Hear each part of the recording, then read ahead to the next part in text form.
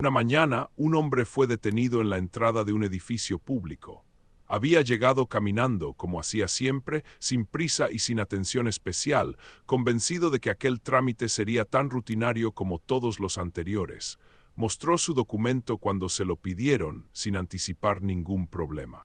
El agente lo tomó, lo comparó con una hoja impresa que llevaba doblada en el bolsillo del abrigo, y levantó la vista solo un instante antes de hacer una seña breve. No hubo preguntas largas, no hubo discusión. Le colocaron las esposas con un gesto mecánico, más administrativo que violento, y lo condujeron hasta un vehículo oficial estacionado a pocos metros de la entrada. Varias personas pasaron cerca sin detenerse. Nadie gritó, nadie intervino. El procedimiento se cerró con la misma normalidad con la que había empezado. Según el papel, no debía estar allí. Mientras el registro no se corrigiera, no podía salir, no podía pedir ayuda. Porque cuando un archivo ordena detener a alguien, el cuerpo deja de ser una prueba, y la libertad pasa a ser un error administrativo. El hombre no entendió de inmediato lo que estaba ocurriendo. Durante los primeros minutos asumió que se trataba de una confusión menor, un nombre repetido, una fecha mal transcrita, un procedimiento que se resolvería en cuanto alguien revisara mejor la información. Había trabajado durante años sin problemas, había presentado documentos en otras ocasiones, había cruzado controles similares sin dificultad. No había razón para pensar que aquella mañana sería distinta. Dentro del vehículo, sentado con las manos inmovilizadas, observó cómo el edificio quedaba atrás. No sentía miedo aún, sino una incomodidad creciente, esa sensación específica que aparece cuando algo cotidiano se desajusta sin explicación. El trayecto fue corto. Nadie le explicó a dónde lo llevaban ni por cuánto tiempo. Tampoco lo maltrataron. El silencio era parte del procedimiento. Al llegar, lo hicieron bajar y lo condujeron a una dependencia administrativa. No era una comisaría en el sentido tradicional, sino un espacio híbrido, escritorios, archivadores, pasillos estrechos, funcionarios que entraban y salían con carpetas bajo el brazo. Allí le quitaron las esposas, le indicaron que se sentara y le pidieron que esperara. Esperó. Durante más de una hora nadie volvió a hablarle.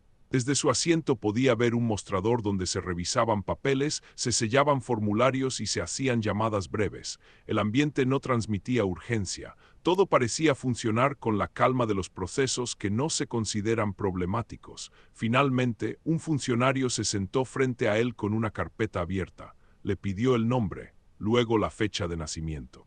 Luego algún dato adicional para confirmar identidad. El hombre respondió con precisión. Había repetido esa información decenas de veces a lo largo de su vida. El funcionario escuchó, tecleó, comparó datos en una pantalla y frunció el ceño apenas, lo suficiente como para indicar que algo no encajaba. Aquí figura otra cosa, dijo, sin levantar demasiado la voz. Giró la pantalla para que pudiera verla. Era una orden antigua que nunca había sido cerrada. Allí aparecía su nombre completo, escrito correctamente, acompañado de una anotación que no dejaba lugar a dudas. El registro indicaba que había sido detenido con anterioridad y que existía una orden activa que impedía su libre circulación. No se especificaba el motivo con claridad, solo el resultado: no debía estar en la calle. El hombre intentó explicar que aquello era imposible, que nunca había sido detenido, que no había recibido notificación alguna. El funcionario lo escuchó con atención, asintió un par de veces y cerró la carpeta con un gesto que no era hostil, pero sí definitivo. Mientras esto no se aclare, no podemos dejarlo salir, dijo. No es una decisión personal, es lo que indica el sistema. Aclarar implicaba iniciar un trámite. Iniciar un trámite implicaba permanecer allí. Fue en ese momento cuando comprendió que la detención no dependía de lo que él pudiera demostrar con palabras. Su presencia física, su historial real, su vida cotidiana fuera de aquel edificio no tenían peso frente a una anotación formal que nadie parecía dispuesto a cuestionar de inmediato. El procedimiento no contemplaba una instancia donde el cuerpo pudiera contradecir al archivo. Las horas pasaron con lentitud. Le permitieron ir al baño, le ofrecieron agua, pero no comida. Nadie habló de plazos, nadie explicó cuál sería el siguiente paso. Cada vez que preguntaba, la respuesta era la misma, formulada de distintas maneras. Estaban revisando el caso, debían confirmar información, había que esperar. Con el paso del tiempo, la detención dejó de sentirse provisional. No porque alguien se lo dijera, sino porque el espacio estaba diseñado para sostener esa ambigüedad indefinidamente. No era una celda, pero tampoco un lugar del que pudiera irse. Estaba dentro de un margen administrativo donde el tiempo no avanzaba con la misma lógica que afuera. En algún momento de la tarde, otro funcionario se acercó con nuevos papeles. Le pidió que firmara una constancia. El hombre leyó el encabezado y notó que el documento no afirmaba que estuviera detenido por un delito concreto, sino que certificaba su retención por inconsistencias en el registro. Era una fórmula imprecisa, lo suficientemente amplia como para justificar cualquier demora. Firmó, no porque estuviera de acuerdo, sino porque entendió que negarse no cambiaría nada. La firma no lo liberaba ni lo comprometía más. Simplemente dejaba constancia de que el procedimiento seguía su curso. Aquí conviene detenerse un momento.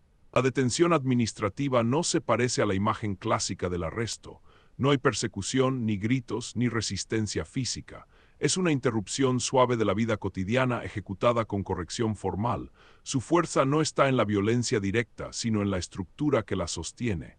Mientras el error exista en el sistema, todo lo que ocurra a partir de él se vuelve coherente. Un detenido por error no es considerado inocente ni culpable, es considerado pendiente. Esa noche no lo dejaron ir, tampoco lo trasladaron a una prisión formal. Permaneció en una sala compartida con otras personas en situaciones similares, trámites migratorios inconclusos, verificaciones de identidad, órdenes contradictorias. Ninguno sabía exactamente cuánto tiempo llevaría allí. Algunos hablaban en voz baja, otros preferían no hablar en absoluto. Al escucharlos, el hombre empezó a comprender que su caso no era excepcional. Había quienes llevaban días, incluso semanas, atrapados en el mismo limbo. No estaban acusados de un delito específico, pero tampoco podían salir. Todo dependía de que alguien, en algún punto del sistema, revisara un dato antiguo y decidiera corregirlo. El problema era que corregirlo implicaba reconocer un fallo previo. Y los sistemas administrativos no están diseñados para admitir errores con facilidad.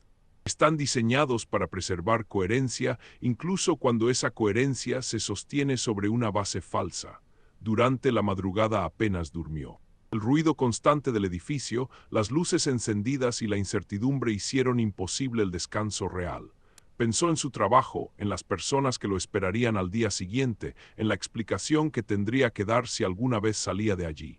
Por primera vez, la posibilidad de no salir empezó a parecer real. A la mañana siguiente, un funcionario diferente retomó su caso.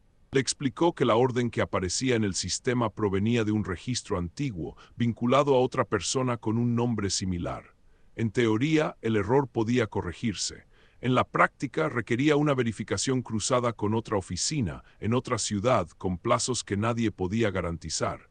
Mientras tanto, debía permanecer retenido.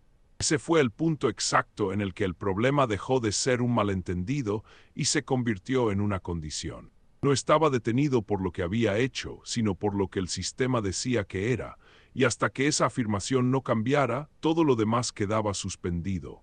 Antes de cerrar este acto, piensa en esto un instante. ¿Cuántas decisiones cotidianas, trabajar, moverse, pedir ayuda, dependen de que un registro no se equivoque? No es una pregunta teórica. Es una situación concreta que se activa cada vez que el archivo pesa más que la persona. En el siguiente acto, la detención deja de ser un episodio aislado y se transforma en una forma de vida. Porque cuando un error no se corrige a tiempo, empieza a organizarlo todo alrededor de él. La detención no cambió su forma de inmediato. No hubo un anuncio ni un momento claro en el que alguien dijera que aquello ya no era provisional. Simplemente dejó de haber expectativas concretas. Cada día comenzaba con la misma promesa implícita, hoy puede resolverse, y terminaba sin ninguna resolución real. El hombre fue trasladado a otra dependencia, más alejada del edificio donde había sido retenido inicialmente. No era una cárcel, al menos no oficialmente. Era un espacio administrativo adaptado para contener personas mientras se aclaraban situaciones. Las paredes estaban limpias, los pasillos bien iluminados, los funcionarios correctos. Todo transmitía la sensación de un lugar que no había sido diseñado para castigar, sino para esperar. Esperar se volvió la actividad principal. Cada mañana le pedían que confirmara su nombre. Cada mañana revisaban los mismos datos. Cada mañana alguien decía que el caso seguía en proceso. No había avances visibles, pero sí pequeñas restricciones nuevas. Ya no podía salir al pasillo sin permiso. Las visitas se limitaron. El acceso al teléfono dependía de autorizaciones que llegaban tarde o no llegaban. Nada de esto parecía grave por sí solo. El problema era la acumulación. Cada límite añadía peso a la situación sin modificar su estatus legal. Seguía sin estar formalmente acusado. Seguía sin una fecha de salida. Seguía sin un documento que explicara su situación con claridad. La detención administrativa no necesita justificaciones largas. Se sostiene sobre una frase simple: el sistema lo indica. Con el paso de los días empezó a notar cómo el trato cambiaba de manera sutil. Al principio los funcionarios lo llamaban por su nombre, luego por un número de expediente, más tarde simplemente por su ubicación, el de la sala 3, el del fondo. No era una decisión consciente ni cruel, era una adaptación práctica. Nombrar menos es más eficiente cuando no se sabe cuánto tiempo alguien va a quedarse. Intentó insistir. Preguntó qué faltaba para corregir el error. La respuesta siempre era técnica: una firma pendiente, una confirmación externa, un cruce de datos que aún no llegaba. Nadie mentía abiertamente, tampoco nadie se comprometía. Cada funcionario veía solo una parte del proceso y ninguno tenía autoridad suficiente para cerrarlo. Aquí aparece uno de los rasgos más peligrosos de este tipo de detención. No hay una figura clara contra la que reclamar, no hay un responsable único. El error está distribuido, fragmentado en distintos niveles, y por eso mismo resulta casi imposible de desmontar. El cuerpo, mientras tanto, empezaba a resentirse. Dormía mal, comía a horas irregulares, empezó a perder la noción del tiempo. Dormía a intervalos breves, siempre incompletos. El cansancio no desaparecía con el descanso. A veces se detenía en mitad de una frase porque olvidaba qué iba a decir. La tensión constante producía un cansancio que no se iba con el descanso. No era dolor físico agudo, sino un desgaste progresivo, una sensación de alerta permanente que impedía cualquier forma real de recuperación. Enfermarse no era una opción. Pedir atención médica implicaba abrir otro expediente, otra verificación, otro riesgo de quedar atrapado en una capa adicional del sistema. Así funciona la detención prolongada sin condena. No necesita violencia directa para debilitar. Basta con sostener la incertidumbre el tiempo suficiente. Conoció a otros en situaciones parecidas. Un hombre que llevaba más de un mes retenido por un error en su lugar de nacimiento. Una mujer cuya orden de liberación nunca había sido actualizada en el sistema. Un joven detenido por una coincidencia de nombre que nadie había corregido a tiempo. Todos compartían el mismo estado intermedio. No estaban pagando una pena, pero tampoco podían irse. Hablaban poco del pasado y casi nada del futuro. El presente se reducía a esperar instrucciones, a calcular qué preguntas convenía hacer y cuáles no. Algunos aprendieron rápido que insistir demasiado podía jugar en contra. Un expediente conflictivo tarda más en moverse que uno silencioso. El hombre entendió que debía adaptarse si quería salir de allí con algo intacto. Empezó a medir sus palabras, a no elevar la voz, a aceptar retrasos sin protestar. No porque creyera que eso fuera justo, sino porque había aprendido que el sistema responde mejor a quienes no lo interrumpen. Esa adaptación fue el primer cambio profundo. No era una rendición total, pero sí una renuncia parcial. Renuncia a exigir explicaciones inmediatas. Renuncia a la idea de que la lógica personal pudiera imponerse a la lógica administrativa. Poco a poco su vida empezó a organizarse en torno a las reglas implícitas del lugar: horarios inciertos, respuestas incompletas, silencios prolongados. Un día pidió hablar con un superior. Lo hicieron esperar horas. Cuando finalmente llegó, la conversación fue breve. El superior explicó que entendía la situación, que reconocía el error, pero que corregirlo requería cumplir con todos los pasos formales. Saltarse alguno podía generar responsabilidades legales. Nadie quería eso. Es cuestión de tiempo, dijo. Lo mejor es esperar. El problema era que el tiempo no corría a su favor. Afuera, su ausencia empezaba a notarse. Perdió el trabajo sin haber podido explicarse. Sus pertenencias quedaron en manos de terceros. Su vida previa seguía avanzando sin él, mientras la suya quedaba suspendida entre formularios. Aquí ocurre algo clave. Cuando una persona permanece demasiado tiempo detenida sin resolución, el sistema empieza a tratar esa detención como normal.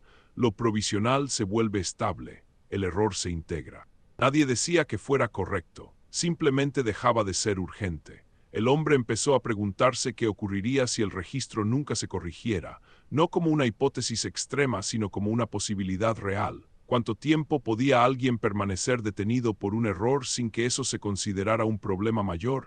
¿En qué momento la espera se convertía en destino? No encontró respuestas claras. Tampoco encontró procedimientos diseñados para ese escenario. El sistema no contempla el fallo prolongado. Funciona como si todo error fuera temporal, incluso cuando la experiencia demuestra lo contrario. Una tarde, un funcionario le sugirió algo en voz baja. No era una solución oficial, sino un consejo práctico: aceptar un traslado a otra dependencia, menos visible, donde los casos en revisión se gestionaban con más discreción. Allí, dijo, tal vez sería más fácil que el expediente avanzara. El traslado no requería su consentimiento formal. Se presentó como una opción, pero estaba claro que negarse no mejoraría su situación. Aceptó. Ese movimiento marcó otro punto de no retorno. El nuevo lugar era más pequeño, más aislado, con menos circulación externa. Las reglas eran menos explícitas, pero más estrictas. Allí comprendió que el sistema no solo detiene, también redistribuye. Los casos que no se resuelven se mueven hacia espacios donde generan menos fricción. No había maltrato visible, tampoco había prisa. El silencio era más espeso. Las rutinas más cerradas. El hombre dejó de contar los días, empezó a contar trámites. Cada semana preguntaba por su expediente. Cada semana le decían que seguía en análisis. La frase se volvió parte del paisaje. Ya no despertaba reacción emocional, solo indicaba que nada había cambiado. Aquí conviene hacer una pausa. Si esta parte de la historia resulta pesada, es porque reproduce exactamente la lógica que describe. No hay giros espectaculares ni revelaciones dramáticas. Hay repetición, desgaste, espera. Así se construye la normalización de una detención injustificada, no a través del shock, sino de la continuidad. Antes de pasar al último acto, deja que esta pregunta se quede contigo unos segundos. ¿Cuánto tiempo puede alguien permanecer detenido por un error antes de que el error deje de serlo y pase a ser simplemente su condición? En el siguiente acto, el sistema deja de esperar, revisa, y cuando revisa no busca justicia, busca coherencia. El cierre no llegó como una decisión anunciada. No hubo una reunión, ni una notificación clara, ni un momento en el que alguien explicara que el proceso había entrado en su fase final. Llegó como llegan las resoluciones administrativas definitivas, de manera indirecta, casi invisible, envuelta en una serie de movimientos menores que, vistos por separado, no parecían importantes. Todo comenzó con una auditoría. No estaba relacionada con su caso de forma explícita. Era una revisión general, una de esas operaciones periódicas destinadas a ordenar expedientes, verificar consistencias y reducir riesgos futuros. Nadie habló de personas, nadie habló de detenciones. Se habló de archivos incompletos, de procesos abiertos más tiempo del recomendado, de situaciones pendientes de regularización. En algún punto de esa revisión, su expediente apareció marcado. No como un error evidente, no como una urgencia, como una anomalía persistente. El problema no era que el registro estuviera equivocado. El problema era que el error había durado demasiado, y un error prolongado deja de ser una excepción tolerable para convertirse en una amenaza para la coherencia del sistema. Aquí ocurre algo fundamental. Cuando un sistema no puede corregir una anomalía sin exponerse, opta por cerrarla. La revisión avanzó sin que él lo supiera. Se cruzaron datos antiguos, se confirmaron sellos. Se revisaron fechas, el documento que lo declaraba detenido seguía siendo válido. El documento que explicaría por qué no debía estar allí nunca había existido. Y crear uno nuevo implicaba reconocer que durante semanas o meses alguien había estado privado de libertad sin fundamento sólido. Desde el punto de vista administrativo, eso era inaceptable, no por razones morales, por razones legales. Mientras tanto, el hombre seguía esperando. Notó cambios, pero no supo interpretarlos de inmediato. Las visitas se redujeron aún más. Las respuestas se volvieron más breves. Algunos funcionarios dejaron de mirarlo directamente al hablar. No era hostilidad, era distancia. la distancia que aparece cuando un caso deja de estar en proceso y pasa a estar en resolución. Una mañana lo llamaron a una oficina que no conocía. No era una sala de interrogatorios ni un despacho importante. Era un espacio neutro, con una mesa limpia y 2 sillas. Un funcionario leyó un documento en voz alta, no explicó el contexto, no pidió su versión, leyó. El texto era técnico, preciso, redactado para no dejar margen a interpretaciones emocionales. Informaba que tras la revisión correspondiente se había determinado que su situación debía ajustarse a los registros vigentes. No se mencionaba el error inicial, no se reconocía la detención indebida. Simplemente se afirmaba que, dado el estado actual del expediente, no era posible modificar la condición que figuraba en el sistema. En términos prácticos, eso significaba que su detención se mantenía, no como castigo, como consecuencia administrativa. El funcionario levantó la vista solo al final. Dijo que entendía lo difícil de la situación, pero que no tenía margen para actuar de otra manera.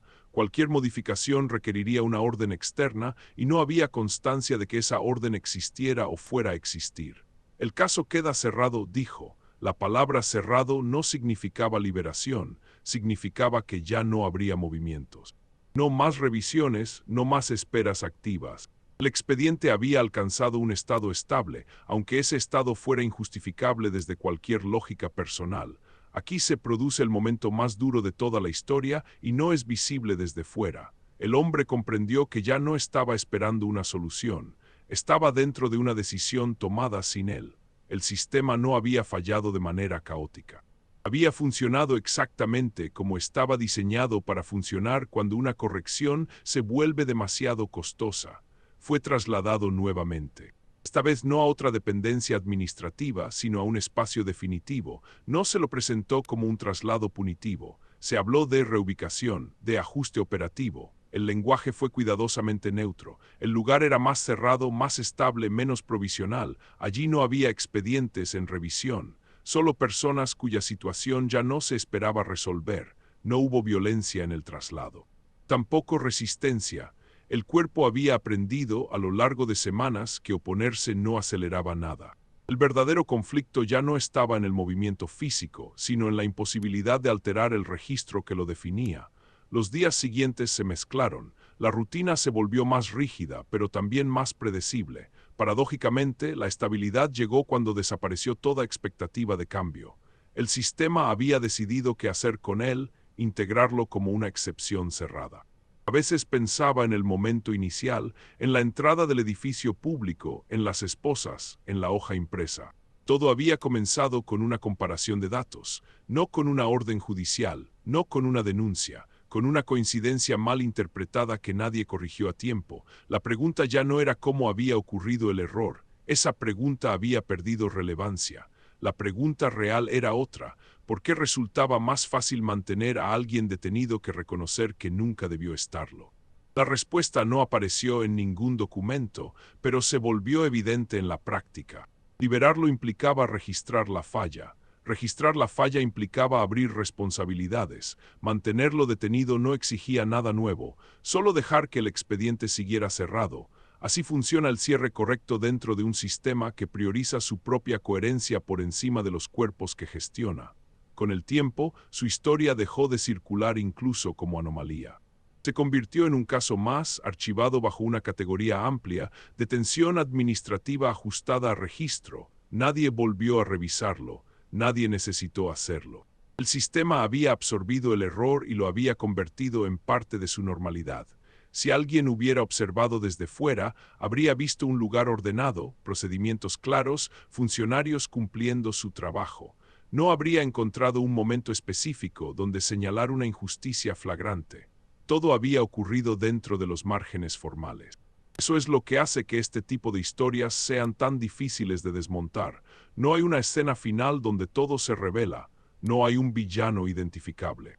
No hay una transgresión abierta. Solo una cadena de decisiones pequeñas, todas razonables en su contexto, que juntas producen un resultado irreversible. El hombre no fue detenido porque alguien quisiera detenerlo. Fue detenido porque el sistema no supo o no quiso corregirse a tiempo. Y cuando llegó el momento de elegir entre el cuerpo presente y el archivo coherente, eligió el archivo. Aquí conviene detenerse una última vez, no para buscar culpables individuales, no para moralizar, para observar el mecanismo completo. Un sistema no necesita intención para causar daño, solo necesita reglas rígidas y errores tolerados durante demasiado tiempo. La pregunta final no es cuántas personas han sido detenidas por error. La pregunta es cuántas siguen detenidas porque corregir el error resultó más peligroso que mantenerlo.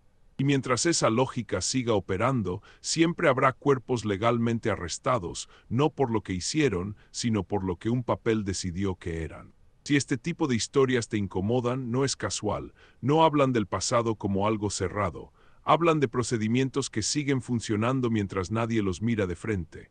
Si quieres seguir observando cómo operan estos mecanismos, no como casos aislados, sino como estructuras, el canal está ahí, no para tranquilizar, para dejar constancia.